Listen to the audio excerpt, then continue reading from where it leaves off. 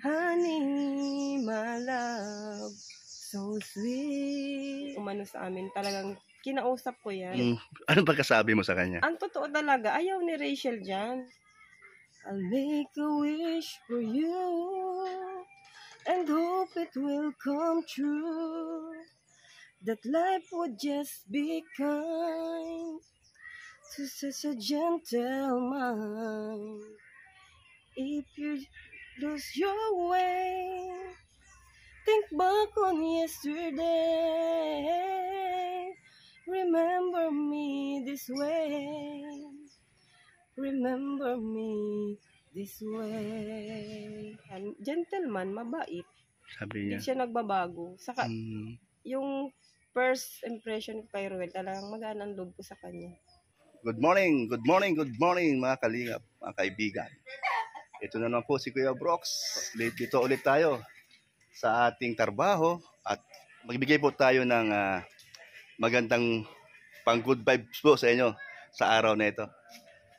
Meron po tayong kakausapin o interviewin ang tita ni Rizal. Ayan po. Ang yung request po na magkanta-kantahan po kami o siya. Di ba tayo kumanta? At para po mapamalas niya ang kanyang boses kung ano meron siya. Samahan niyo po kami at kunting interview at siyempre yung pinaka-the best na marinig natin sa kanya pang pag-good vibes. Si Mabel, ayan si Mabel, ate pong, doon tayo para mas maganda ating kwentuhan. Ayan po, samahan niyo po kami, mga kaibigan, kalingap. Mapuno, presko po ang hangin at ito po, talaga naman pong malamig sa kanilang lugar dahil po sa daming puno. Ayan po. Hello, Mabel, ayan po. Tita po ni Rizal po, kung hindi na po iba at marami po nakakilala sa tita ni Rizal po. Ano po pangalan niyo po para alam po nila hindi po nakakilala sa inyo? Ang tawag po sa akin, Mabel. Mabel ang tawag sa iyo. Pero ano totoong pangalan niyo po? Maribel. Minsan nung nag-live ako, napadaan ka at na-interview kita ng konti. Yun naman ay pinaunlakan mo kami. Pinakanta kita ng konti. So maraming gusto. Maraming nagsabi na magaling pala ang boses nyo. Nakakabatang kapatid ni Paring Rezan. Ang boses mo ngayon na yung akapila lang. Wala naman tayo instrumento. So okay lang sa'yo. Kaso may ubo ako ngayon. Kung may ubo ka ngayon, pigil-pigil mo konti. Yung konti yung hindi masyadong mataas. Light lang na marinig namin kasi minsan lang tayo magkita. Minsan lang kayo pumupunta dito. At nagkataon naman na dito tayo dahil nag-update ako dun sa bagay na luma. At siyempre, bago ka kumanta, mayroon akong tatanong sa'yo. Ano masasabi mo doon sa lumang bahay na ngayon ay may nagpapagawa? Alam mo naman siguro kung sino yung sponsor na dalawa. O papakilala ko sa'yo. Si Marie Paz at si Auntie Ami. Ayan. Si Marie Paz ay taga Canada. Doon ang pamilya niya. Canada citizen na po siya. Ito naman po si Auntie Ami, nasa Australia po siya. Doon din ang kanyang pamilya. At yun din po, sa Australia citizen na po rin siya. And then, dahil sa kanilang kabaitan at napusuan nila yung pamangkin at si Ruel of Malalag, dahil sa kanila nagkaroon ng plano at magbigay ng tulong. Kaya ang bahay yung luma na hindi mo makakalimutan yan, malamang sa malamang, ano? At ito ay nabago na. Ano ang masasabi mo ron? Nagpapasalamat ako una sa Panginoon. Pangalawa dun sa nagpapagawa kay Ma'am Maripas at kay Ma'am Auntie Ami. Yun. Hindi ko in-expect na mangyayari yan. Yung ano nila. Naniniwala nga ako na sabi nga nila yung kung ano yung kabutihan sa puso mo ay alam ng Diyos. Yun, yung kumbaga siya ang gumagawa ng paraan para hindi naman namin yan maano kung hindi dahil sa Diyos. Kaya ginamit nila yung sila Ma'am Maripas at si Ma'am Auntie Ami. Kaya sobrang ako nagpapasalamat kasi sobrang saya ko rin kasi ano ng na bukal sa puso nila na paggawa ng bahay sila mama. Yes, Hindi, oo. hindi ko talaga yun in-expect. Kaya natutuwa ako kung ano mang blessing ang dumating dito kila kuya kasi sa pamilya namin sobrang saya ko kasi sa panaginip hindi ko talaga to in-expect. Kahit sa panaginip, no? Oo, Wow, nagdasal lang totoo ako yun, nung oo. nagdasal nung panahon na na talagang sobrang hirap namin. Talagang lugmok kami na halos noon ay yung ibang tao nas lalo pa kaming dinadown. Kaya naniniwala ako dun sa sabi nga nung mag-asawa na nagumabay sa akin, sila yung tumulong sa akin na makilala ang Diyos. Sabi nila, sige lang Mabel, patuloy ka lang, makipag-usap sa Diyos, makakamtan mo din. Yun din ang kaginhawahan. Kaya, Oh, wow. Nangyari ano? testimony ko ito para sa akin. Kaya hanggang ngayon, hindi pa rin ako tumitigil sa pagdasal, sa panalangin, sa pagpapasalamat, sa lahat ng mga may bubuting puso. Nagpapasalamat din ako sa programa ni Kuya Bal Santos Matubang, kay Kalingap Rab, kay Ate Edna Vlogs, kay Jack, na asawa ni Rab, at sa lahat ng Kalingap partners. Kasi, kung hindi dahil sa kanila, hindi rin naman kami makikita ng mga tumutulong sa amin. Kaya sobrang nagpapasalamat ako sa kina Kuya Bal, kay Rab, kasi nung nakaraang araw, nauna pala si Gilumags yung naka-scout sa kay Okay, salamat no. Kay Gilumags. Nagpapasalamat din ako kay Gilumags. Binisita niya si Trixie yung gabi.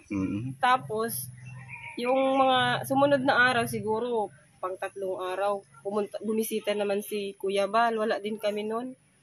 Bumili ako ng gamot kasi nga nagkasakit ako, inubo ako, nilagnak ako. As yun, pagka sumunod, yung anak ko si Kalingap si Dan. si Kalingap Pumunta rin. Oo. Ay Galing. pinadala sa akong bigas si Rab at binigay na allowance na 2K kay Kariray. Tapos meron Very din good. si Thank you. Kalingap Dan na binigay na grocery, tas 1K na allowance din ni Trixie. Kaya Trixie. super blessed kami. Kaya sobrang nagpapasalamat ako sa kanila kahit tapos na yung pabahay. Andyan pa din sila. So napakaswerte nyo dahil hindi mo rin akalain na yung bahay nyo na tinitirhan dati na as in talaga sira-sira. Oo. Tapos ngayon na nabago at napaganda sa tulong ng Kalingap at sa mga mag-ama at sa mga sponsor at sa mga viewers at sa mga silent viewers na nanonood sa mga lahat ng mga nagbablog sa inyo. So talagang yun, duktong-duktong talaga yun. Ang nangyayari dyan, nag-umpisa sa pa-scout, nag-umpisa sa pag-interview sa anak mo o sa inyo, at ang sitwasyon nakita nga na karapat-dapat kayong tulungan. Nangyari, so sabi mo nga, so ano pa ngayon ang masasabi mo na lahat andyan na, meron na bahay bago, at tumitira na kayo, tapos ngayon dito kayo pumapasyal sa kapatid mo, sa pamangkin mo na isa na rin na tinutulungan ng Kalingap, So, sobrang bliss talaga sa iyong pamilya. Kakaiba ang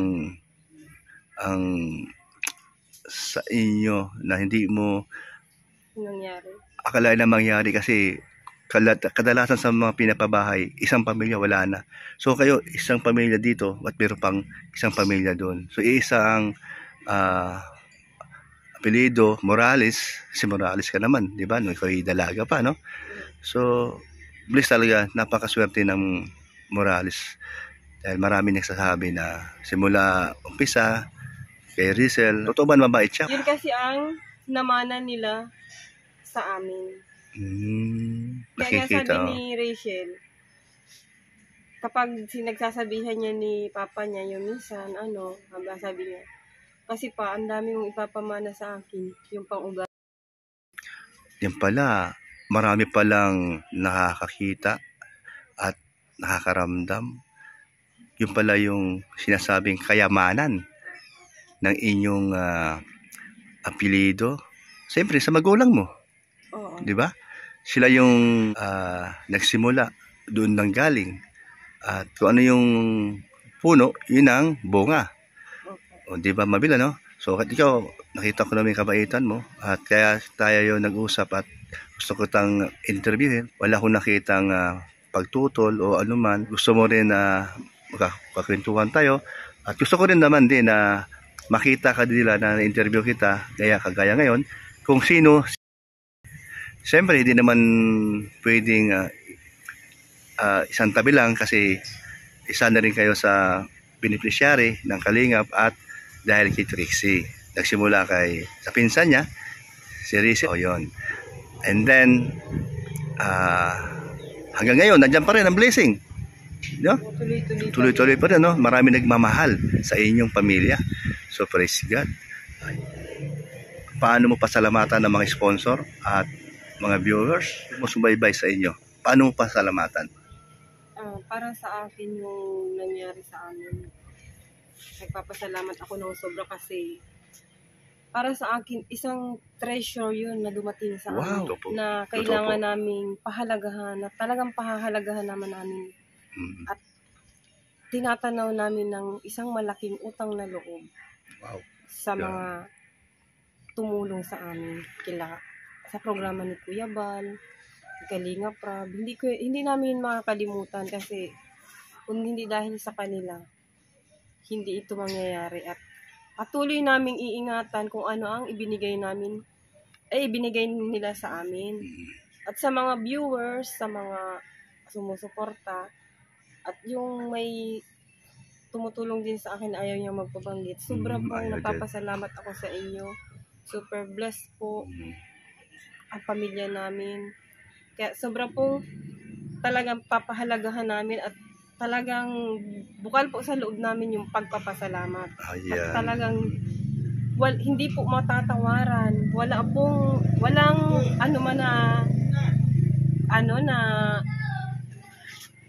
presyo. Oo, walang presyo, no? Ganun. Kusang loob. Ayan. Siyempre, sa nag-scout sa dalawa, sa magpinsan, si Rizel at saka si Trixie, magpapasalamat tayo doon sa kanila. Isa na din si Vincent Calyada at sino yung sa kay Trixie? Kuya Gilumag. Ayan, kay Gilumag. Yan, salamat sa inyong dalawa at talaga namang napakalaking tulong nyo sa ating mga kababayan. At siyempre, dahil sa inyong paglapit kay Kalingap Rab, kay Kuya Bal, at andun yung patuloy na pabahay. Ayan, thank you sa inyong dalawa. O lahat ng mga scouter, ingat kayo sa mga lakad nyo. At salamat at patuloy lang tayo. Mabel, ano ang naisip mo yung kantahin para dun sa mga blessings na dumarating sa buhay nyo? Now and we find a special friend who never let us down, who understands it all, reaches out in time you fall. You're the best friend that I found. I know you can stay. A part of you will never ever go away. Your heart will stay.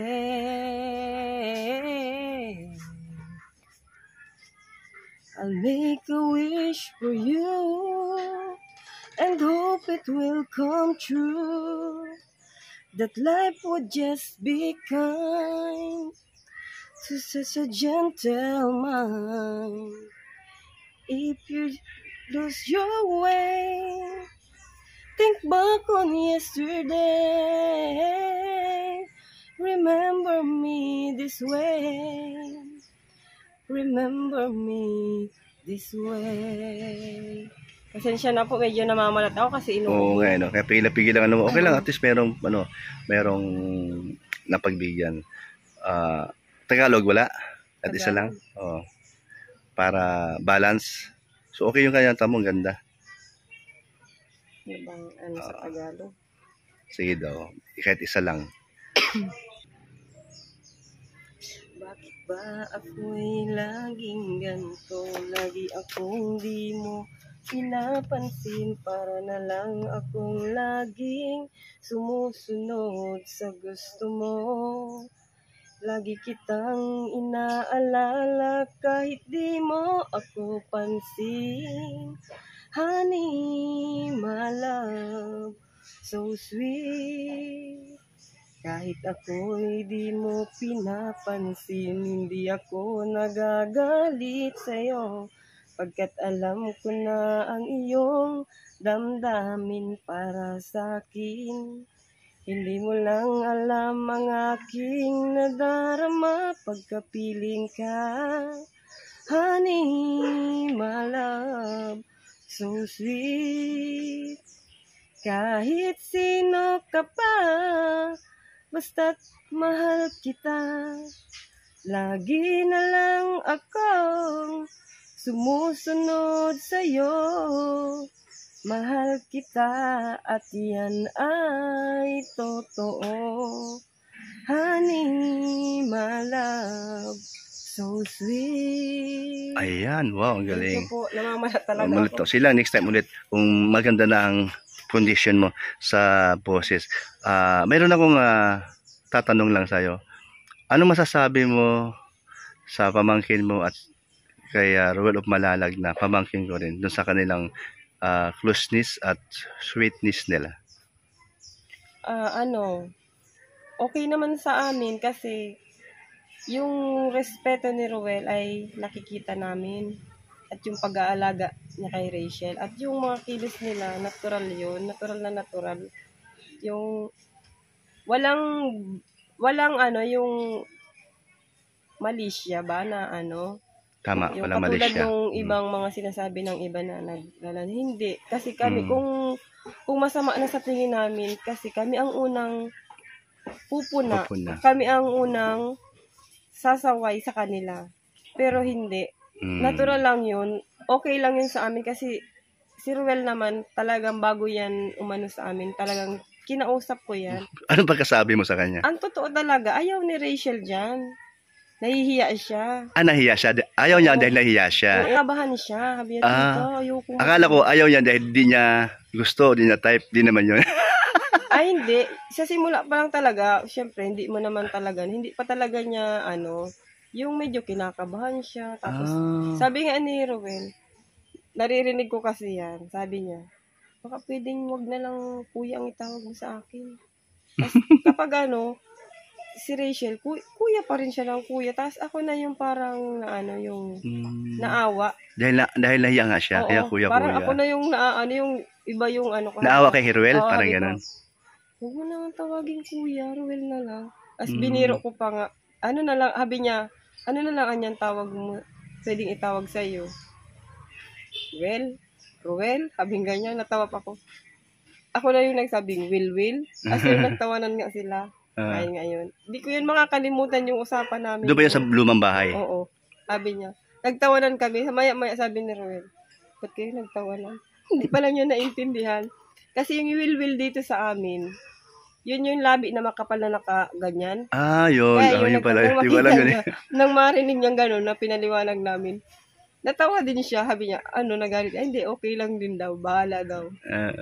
Kaya pala niya daw nagtatawanan kayo. Pero joke lang yun. Tapos yun, simula ako talaga ang nag-encourage kay Rachel na, sige na, wag mo nang tawaging kuya. Pagbigyan mo na kasi nakikiusap naman. Hanggang yung hindi ko akalain na talagang malalapit sila sa isa't isa. Sabi niya sa akin, tita, palagay na ako kay Ruel. Kasi, ayun gentleman, mabait. Sabi niya. Hindi siya nagbabago. Saka, yung first impression ko kay Ruel, talagang magaan ang loob ko sa kanya. Ikaw mismo, tita? Oo. Sobrang gaan ng loob ko sa kanya. Anong pagkakilala mo sa kanya? Mahiyain din.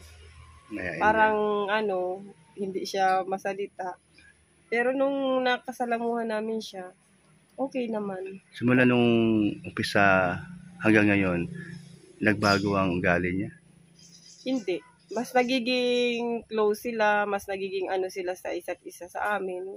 Wala kaming nakikitang masama. na Wala ka nakikitang yumabang. wala. Ano pa rin siya, humble pa din. Humble Kaya sabi pa rin. ko nga, okay yan sa amin. Bahala kayo kung hanggang sa talagang dulo kayo, di kami So, hindi sa yumabang as in. Hindi, dati pa din. Dati pa rin. Oo. Samantalang yung pamangkin mo, simulat bata hanggang nagdadalaga, kilala mo siya. Ano pagkakilala mo sa ugali ni si Rachel. Rachel? Si Rachel, pinalaki namin yan magalang na bata. Hindi pala sagot. Maalalahanin, mapagmahal sa pamilya. Talagang pamilya ang inuuna niya. Masunurin. Lahat naman sila. Trixie, ganyan. Pero yung sinasabi na pakitang tao, lumaki ang ulo, hindi. Talagang yun na ang ugali ni Rachel na Natural niya. mabait, maalalahanin, magalang na bata. Hanggang ngayon, yung sinasabing, ngayon kumukita niya siya, pero hindi pa din siya nagbabago, mas nagiging close siya sa amin, mas mapagmahal siya sa amin, at hindi niya kinalilimutan yung kung anong usap namin na mag-aaral sila. Yun. Walang nagbago sa pamangkin ko. Galing ano. At pagdating naman sa pag-ibig na dumating sa buhay niya, si Roel of Malalag o Dodong kung tuwagin natin. Anong naramdaman mo simula nung umpisa na sabi nga niya, nahiya siya. Tapos bandang huli, nakuha niya na ang loob at naging close sila. Ano sa tingin mo? May nabago ba sa kanyang kinikilos? Wala naman. Natural lang kasi yung ano niya. Natural talaga siya. Minsan nga, natatawa na lang ako sa kanila. Pero ramdam mo na gusto niya si Roel? Para. Wala na silang ilangan. At tanggap din namin si Roel. Bukod sa gusto si Roel, na-inlove ba siya? First time ba niya na-inlove sa isang lalaki? O meron na isang lalaki na nakita niya at na-inlove siya doon? Kung sino man yun, huwag mo nang pangalalan. Hindi pa yan na-inlove. Noong paliban kay Dodong na nakita niya? Wala pa yan kina-inlovean kasi ang talagang ano niya, hindi niya itinutok ang sarili niya sa lalaki. Dahil bata pa siya. Pero nung nakita niya si Dodong, pwede bang nating sabihin na in love siya? O hindi? Siguro. Kasi Siguro. Kita naman sa kanila. Kita naman sa kanila. Oo. No? So siya ay na in love na. Pero alam niya pa rin kung ano ang limitation niya. Yun yung pinapaalala lagi namin. Tama naman yung mga payo nyo sa kanya para hindi naman magiging pangit din tingnan since buhay nila ngayon ang pamangkin mo ay nasa social media na, hindi na din sa basta-basta kikilos ng kung ano lang yung bagay. Sabi mo nga siya ay mabait at ingat na ingat sa mga sinasabi niya at sa mga kinikilos niya. So matawag mo natin isang babae na mainhin at malambing, mapagmahal. Ayun ba ang sa akin, isa siyang disenteng babae. Yes, hindi siya yung babaeng kung ano yung naisip nila. Oo, na kasi kahit na masama. Kapag umaalis yan, palagi ang nagpapaalam. Hindi yan umaalis ng basta. Hindi lumalaki ang ulo niya. Hindi siya pasaway na bata. Laging ang inuuna niya kung ano ang mararamdaman namin. Yung paggalang. At alam niya din na, sabi namin, yung tiwala namin ang hindi kailangan masira. At yun ang sinusunod niya. Wow, galing. Thank you sa kanyang sinasabi sa'yo dahil bilang tita ka niya, andun yung respeto niya sa'yo. Sa tingin mo ba, sa takbo ng buhay nila ngayon, yung ba nagpapasaya kay Rachel, si Dodong? Oo, isa na yun. At sa kanyang pag-aaral, mas lalo niyang sinisipagan dahil sa meron siyang inspirasyon na si Dodong. Oo. At nagtiwala sa kay Dodong.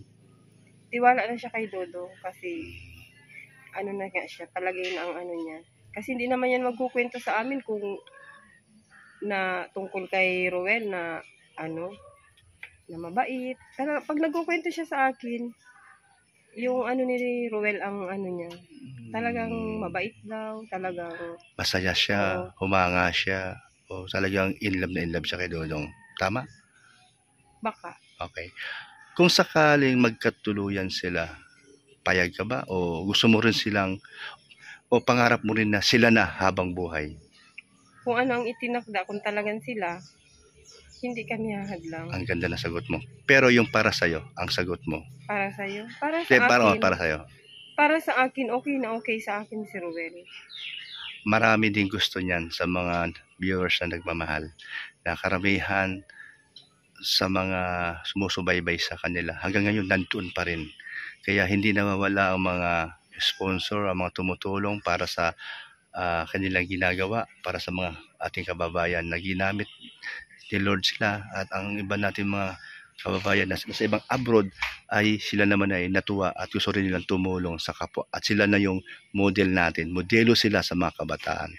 So Tita Mabel ni Rizal, salamat po sa konting kaalaman na sinishare mo sa amin, sinasabi sa iyo ni Rizal na yung nga sa simula pa lang nag-usap-usap na pala kayo about dun sa darating na panahon na meron na pala siyang minamahal o gusto niya tong lalaking ito.